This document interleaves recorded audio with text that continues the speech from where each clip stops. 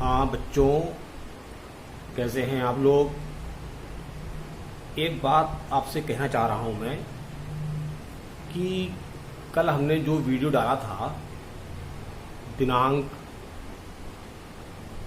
17 में, यानी कि दिन शुक्रवार, तो एक बच्चा कमेंट करके पूछ रहा है पर्सनली कि सर ये वीडियो देखना है या कॉपी में नोट करना है। तो आप लोग जरा इतनी बुद्धिमानी से खुद सोच लें कि पढ़ाई हो रही है या कोई पिक्चर दिखाई जा रही है। अपना खुद ध्यान करें कि जो ऑनलाइन क्लासेस का मेथड इस वक्त जारी है, सिस्टम चल रहा है, सब जगह ऑनलाइन पढ़ाई हो रही है, स्कूलों में नहीं आना है। तो आपको जो पढ़ाई का मैटर भेजा जा रहा है, आप उसको सेल्फ स्टडी के रूप में और जो हम लोग गाइड कर रहे हैं उसको नोट करें, अपनी सेल्फ स्टडी करें। चलिए खैर, ज़्यादा क्या फ़ायदा कहना, आप लोग को समझदार हैं। आज हम पैरामीशियम में जनन की क्रिया पढ़ाएंगे और आज इस चैप्टर का समापन हो जाएगा। पैरामीशियम जो है आपको बताया था एक कोश की प्राणी है, तो उसमें जनन और जीवन चक्र के बारे में अध्ययन कर रहे हैं।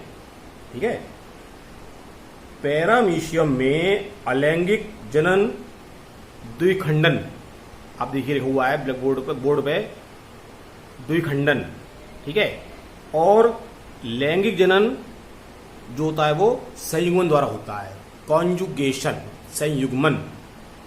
ठीक, दोनों की अपनी अपनी महत्ता है, दोनों ही अपने अपने स्तर से इंपॉर्टेंट हैं।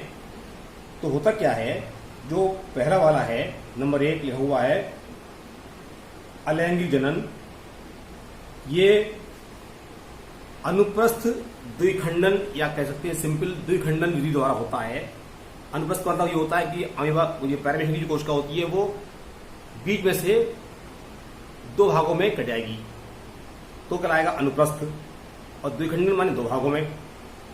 तो होता क्या है कि जीवन की जो अनुकूल परिस्थितियां होती हैं, जब भोजन, पानी, तापमान सब कुछ ऑप्टिमम स्टेज में होता है, यानी कि पर्याप्त स्थिति में होता है, शरीर के लिए ठीक ठाक होता है, तापमान भी कम हो, बहुत ज्यादा गर्मी ना हो, भोजन भी उपलब्ध हो, पानी भी हो, ठीक है, वायु भी हो, तब जो है कहलाती हैं अनुकूल परिस्थितियां। तो अनुकूल परिस्थितियों में जनन द्विखंडन द्वारा होता है। ठीक है, लेकिन बाद में अभी आपको बताएंगे आगे कि लैंगिक जनन होता है वो भी होता है। तो दोनों का क्या काम है, कैसे होते हैं। अनुकूल परिस्थितियों में जनन द्विखंडन द्वारा होता है। इस क्रिया में जो है पैरामीशियम की कोशिका अनुप्रस्थ रूप से 2 भागों में बढ़ती है। जो पहला वाला चित्र देख रहे हैं आप नीचे की तरफ, इस साइड में ये जो है, ठीक है, इसमें आप देख रहे हैं कि पहली जो कोशिका है जो ऊपर वाली बनी हुई है, इसका लघु केंद्रक समसूत्री विभाजन द्वारा 2 संतत केंद्रकों में बढ़ता है। संतत माने संतान। और दोनों जो केंद्र, आप नंबर दूसरे चित्र में देखिए, दूसरे चित्र इस वाले में, दोनों जो केंद्रक हैं वो दाईं और बाईं ओर खिसक रहे हैं, मतलब खिंच रहे हैं। ठीक है, ब्लैक कलर का और रेड कलर के जो बने हुए हैं, तो ब्लैक वाला बना हुआ है वो है गुरु केंद्रक और रेड वाला बना हुआ है वो है लघु केंद्रक।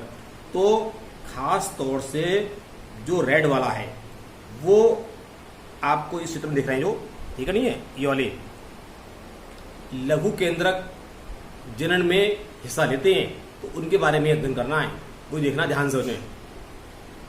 अब होता क्या है आगे कि लघु केंद्रक जो होते हैं वो अपने अपने जब बटन रखते हैं तो खींच करके दोनों सिरों पर, एक लेफ्ट साइड में एक राइट साइड में, चाहे ऊपर या नीचे, जितना ऐसा खड़ा बनाओगे तो ऊपर नीचे हो जाएंगे, लेटे हुए बनाओगे तो दाएं बाएं हो जाएंगे, कह सकते हैं। गुरु केंद्रक का कोई मेन रोल नहीं होता है, वो केवल सिंपल 2 भागों में बैठाता है। तो राइट चित्र में क्या हो रहा है, लेकिन यहां पर इस चित्र में जो है खास तौर से रेड वाला जो केंद्रक है लघु केंद्रक, उसमें हो रहा है समसूत्री विभाजन। लेकिन गुरु केंद्रक जो है उसमें समसूत्री विभाजन नहीं हो रहा है, केवल दो भागों में केंद्रक बट जा रहा है, सिंपल बंटवारा हो रहा है इसका, यानी कि उसे कह सकते हो असूत्री विभाजन, क्योंकि उसमें गुणसूत्र नहीं होते हैं इसलिए। पैरामीशियम के शरीर के बीच में क्या होता है, एक अनुप्रस्थ खांच, देख रहे हो तुम ऊपर नीचे देख रहे हो, गड्ढा बन रहा है, ये बन रहा है ऊपर नीचे, ये गड्ढा बन रहा है, ये गड्ढा बन रहा है, एक खांच बनती है संकुचन के रूप में, जो बाद में शरीर को दो भागों में बांट देती है, ठीक समझ रहे हो।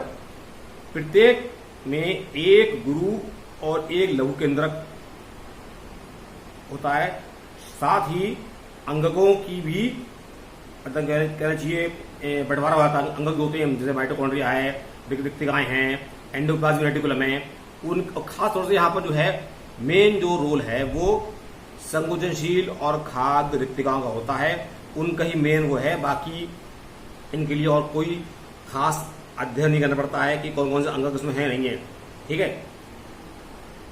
दोनों जो संतत केंद्रक, संतत पैरामीशियम, ये लिखा हुआ है नई संतत पैरामीशिया, भोजन पाकर धीरे धीरे आकार में बढ़ते हैं। द्विखंडन की संपूर्ण क्रिया जो होती है, आप देख रहे हैं ये वाली पहली वाली, वो लगभग 1.5 से 2 घंटे में पूरी हो जाती है। ये पूरी क्रिया जो है, पहला वाला स्टेप जो है वो 1.5 से 2 घंटे में संपन्न होता है। यानी कि आप एक और ध्यान सुन लो, प्रतिदिन यानी कि हर 20-22 घंटे बाद, 24 घंटे बाद जो है, ये जो ऊपर वाले सब देख रहे हो, ये इस वाले से ये बना, अब इन दोनों से ये दो बने जो इन दोनों से यही क्रिया दोबारा होगी, कब, लगभग 22 घंटे बाद, 24 घंटे बाद। तो ये लगातार जो है कई पीढ़ियां बनाते रहते हैं। तो ये कहा जाता है, ये अध्ययन किया गया है कि जब एक पैरामीशियम की लगभग 200 पीढ़ियां, यानी कि 200 दिन बाद है समझ लो, इसकी जो क्षमता होती है जनन करने की वो कम होने लगती है, बंटवारा करने की। तो फिर जो है ये करता है लैंगिक जनन। असमाई मतलब मेन तो इसका ये तरीका है बंटवारा करने का। ये दिन भर खाता पीता रहता है, शाम को 1 घंटे आधे घंटे में ये बंटवारा कर लेगा, 2 घंटे बाद बैठ गया, फिर अगले दिन दूसरे के नंबर आएगा। तो ये कार्यक्रम चलता तो रहता है, लेकिन फिर भी एक चीज, एक अवस्था ऐसी आती है कि उसको अपना रीजनरेशन या रीजनरेशन करना पड़ता है, अपनी जो खोई हुई क्षमता होती है उसको दोबारा प्राप्त करना पड़ता है। उसके लिए इसको लैंगिक जनन की विधि कौन सी, संयुग्मन से गुजरना पड़ता है, ठीक है। तो संयुग्मन के बारे में बात करते हैं अभी। हाँ, अब बात करते हैं संयुग्मन के बारे में। संयुग्मन मतलब लैंगिक जनन की विधि है। ये विधियां दो ही होती है, लैंगिक अलैंगिक। तो अलैंगिक हो गई, अब बात कर रहे हैं लैंगिक के बारे में। इसमें होता क्या है, पैरामीशियम कॉर्डेटम जो हम लोग पढ़ रहे हैं, ठीक है, पैरामीशियम कॉर्डेटम जो जाति होती है, दो जीवों के मतलब टेम्पररी तरीके से परस्पर मिलने या जुड़ने से और केंद्रक पदार्थ जो होता है इनके अंदर, उसका आदान प्रदान होता है। तो जो है जाकर के क्या होता है, कॉन्जुगेशन या संयुग्मन की क्रिया पूर्ण होती है। मतलब जैसे कोई चीज एक प्योर है, इम्प्योर है, तो जैसे मान लीजिए दूध और पानी दो चीजें हैं, दूध पीने से ताकत आती है, लेकिन प्योर दूध पिएगा आदमी तो हो सकता है हजम ना हो, तो थोड़ा पानी मिला दिया, अब पानी पीने का काम नहीं चलेगा, तो दोनों चीजें मिला करके आदमी काम कर रहे हैं अपना। ऐसे ही यहाँ समझ लीजिए कि हम पैरामीशियम जो है लगातार जब एक चीज से अपना तरीका निपटा रहा है, तो उसकी क्षमता जब खत्म हो रही है, तो वो जो है मिलावट करके मिल करके अपना जीवन आगे दुरुस्त करने की कोशिश करता है, ऐसा समझ लो। तो होता क्या है, सबसे पहले क्या देखिए, ये वाला जो है इस तरफ यहाँ से हुआ, ये चल रही है, या ऐसे चलागा, लास्ट में यहाँ से शुरू होगा यहाँ से, और ये जाएगा यहाँ खत्म होगा लास्ट में। ऊपर देख रहा हो 8 के अंदर 8 बनी हुई है, ऊपर 4 इधर, 4 ये बनी हुई है, 8 है टोटल। यहाँ खत्म होगी कहानी, ये जाकर ध्यान से देख लो। एक ब्लू कलर बने हुए हैं, ब्लैक कलर बने हुए हैं, ए और बी लिखा हुआ है, ठीक है नहीं है। तो ए वाला ब्लैक कलर का है, तो यहाँ पर जो है ये खत्म हो रहा है, जो ब्लैक कलर के ये ए वाले हैं और ये ब्लू कलर के बी वाले हैं, ऐसे समझ लो। तो दो पैरामीशियम से कितने बनेंगे? 8 बनेंगे। दो पैरामीशियम आपस में एक दूसरे के साथ संपर्क करते हैं, जुड़ जाते हैं, इसको इन पैरामीशियम को कहते हैं संयुग्मक। देखो कॉन्जुगेंट्स या संयुग्मक, और इनको जुड़ने की क्रिया कहलाती है संयुग्मन। जिस स्थान पर ये जुड़ते हैं दोनों, वहां पर बीच में इनकी जो है झिल्ली यानी पेलिकल वो घुल जाती है। घुलने पर क्या होगा? वहां पर एक ब्रिज बन जाएगा, एक पुल बन जाएगा, एक नलिका बन जाएगी। साथ ही इनके केंद्रकों में कुछ चेंजेस आते हैं। कैसे होते हैं? प्रत्येक संयुग्मक, अब जो ये देख रहे हो पैरामीशियम, ये कहलाएंगे संयुग्मक, तो जुड़े हुए हैं। जब तक जुड़े हुए हैं तब तक इनको कहोगे संयुग्मक कहलाते हैं। तो इनके अंदर क्या होता है? एक लघु केंद्रक और एक गुरु केंद्रक है, ठीक है नहीं है। प्रत्येक संयुग्मक का लघु केंद्रक गुरु केंद्रक के पास से हट जाता है और गुरु केंद्रक टुकड़े टुकड़े होकर के उसका द्रव में घुल जाता है। ठीक, अब जो लघु केंद्रक होता है वो 2 बार देखो डिवाइड करेगा, जिससे कितने बन गए? पहले 2 से 4, देख लो लिखा 4 लघु केंद्रक। चित्र नंबर 3 में ये देखिए आप, ये 4 लघु केंद्रक बन गए ये। ठीक, इसके बाद क्या होता है? चारों लघु केंद्रक जो हैं, इनमें से 3 नष्ट हो गए। देखो इस वाले चित्र में देखिए आप, 3 नष्ट हो गए लिखा हुआ है, 3 नष्ट हो गए। 3 जो नष्ट होते हैं, चौथा जो है केंद्रक वो क्या होता है? असमान रूप से विभाजित होकर एक छोटा क्रियाशील लिखा है नर पूर्व केंद्रक, ये देखो, और नीचे लिखा हुआ है इस दूसरे वाले में उसी में है मादा पूर्व केंद्रक। तो ये 2 केंद्रक बन गए, नर पूर्व केंद्रक और मादा पूर्व केंद्रक। ठीक, अब दोनों पैरामीशियम की कोशिकाओं यानी संयुग्मकों में से, दोनों संयुग्मकों में से क्या होता है? तो मादा पूर्व केंद्रक होगा वो तो वही रहेगा उसी में ही, लेकिन नर जो होंगे वो लिखा हुआ है आदान प्रदान हो जाते हैं। लिखा हुआ आदान प्रदान हो रहे हैं, ये लिखा हुआ आदान प्रदान हो रहा है। तो इसका नर युग्मक इसमें, इसका नर केंद्रक इसमें। तो ये देखिए आप चित्र देख रहे हैं, ये बना हुआ क्रॉस। ठीक, चले गए। उसके बाद अब क्या होता है? दोनों नर पूर्व केंद्रक और मादा पूर्व केंद्रक जो एक्सचेंज हो जाते हैं, तो उनका क्या होता है? परस्पर निषेचन, यानी कि जुड़ आते हैं आपस में, और इसे कहते हैं, इससे क्या बनता है? जाइगोट। देखो लिखा हुआ है जाइगोट, देख रहे हो, ये लिखा है जाइगोट, जाइगोट बन जाता है। इस क्रिया को क्या कहते हैं? संयुग्मन। और जो जाइगोट बनता है उसको कहते हैं सिनकैरियन, जाइगोट केंद्रक या सिनकैरियन। अब देखिए आप आगे देख रहे होंगे कि दोनों पैरामीशियम अलग हो गए। इन्हें कहते हैं, ये दोनों बने हुए हैं, ये इधर वाला ये अलग हो गया, ये अलग हो गया, ब्लैक वाला ये आ गया, ब्लू वाला ये आ गया। अब इनको क्या कहोगे? एक्स कॉन्जुगेंट या बही संयुग्मक या पूर्व संयुग्मी, एक्स कॉन्जुगेंट चला देंगे। एक्स कॉन्जुगेंट मतलब ये अलग हो गया अभी। अब क्या होता है इसके बाद?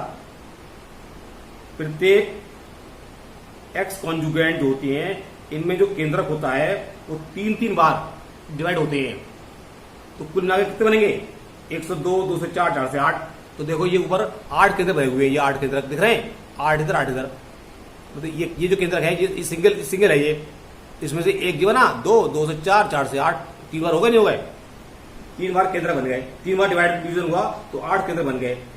इनमें से 4 बड़े होकर के बनाते हैं गुरु केंद्रक, और 3 और 4 छोटे बनाते हैं। अब जो क्या होता है, जो शेष बचते हैं 4, उनमें 3 गायब हो गए। देखो देख लो गायब हो गई।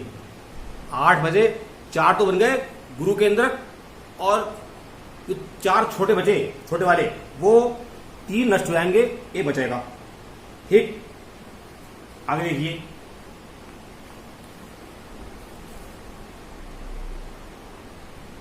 जब ये नष्ट हो जाएंगे तो क्या होता है इसमें से चारों बड़े केंद्रक जो गुरु केंद्रक होते हैं और 3 छोटे जो नष्ट हो जाते हैं, ये बचता है चौथा केंद्रक, वो कहलाता है लघु केंद्रक। अब ये जो होते हैं, जो पैराविषमी कोशिका देख रहे हो, इसमें अनुप्रस्थ भय होता है। तो प्रत्येक में एक लघु केंद्रक और क्या होंगे, 2 गुरु केंद्रक होंगे। देख रहे हो, ये लघु केंद्रक है और 2 गुरु केंद्रक बन रहे हैं। ये देखिए आप। उसके बाद फिर ये अंत में जो है क्या होता है, वही स्थिति होती है कि जब ये पैरामीशियम आगे, इनमें फिर क्या होता है, अनुप्रस्थ विभाजन। तो ये सबसे ऊपर दिख रहे हो 4 ये, तो एक मतलब गुरु केंद्रक अब डिवाइड नहीं करेगा, लघु केंद्रक डिवाइड करेगा।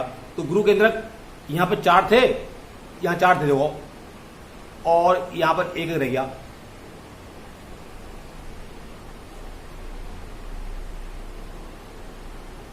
ये देखो, देख रहा हूं, तो एक केंद्र जो रह जाएगा, तो अंत में क्या होगा, 1 से क्या बन जाएंगे, 1 पैरामीशियम से 4 पैरामीशियम बन गए, तो 2 से बन गए 8।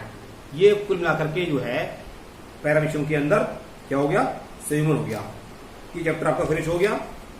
देख लेना, अच्छी तो पढ़ लेना। कोई समस्या हो तो आप पूछेंगे, तभी हम बताएंगे। कोई ये पूछे इसे कि लिखना है, नहीं करना है, पढ़ना है, तो आप जाने कोई ये फिल्म दिखाई नहीं जा रही है जो आपको बताना पड़ेगा।